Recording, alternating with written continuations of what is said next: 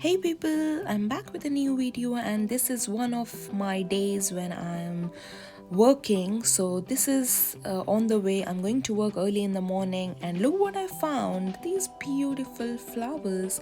I wanted to capture them just to show you guys how beautiful it is. And then we went to office, we finished some work, and then we had one of the activities for the day was upcycling furniture. So we went there, we did that. It was really fun. I love doing this upcycling of furnitures. And then we had a little bit of tea break or a drinks break, and we went back to the office. We finished rest of our work, and this is me in a park. After my work, I was trying to take like a breather, just trying to walk through the park because it was almost evening time, but the weather was really good and everybody was outside enjoying as well. So I wanted to take a breather, walk in the nature before I go back to home and start working again. So yes, I picked up a few things from a nearby store as well, which I'll show you back again when I go home.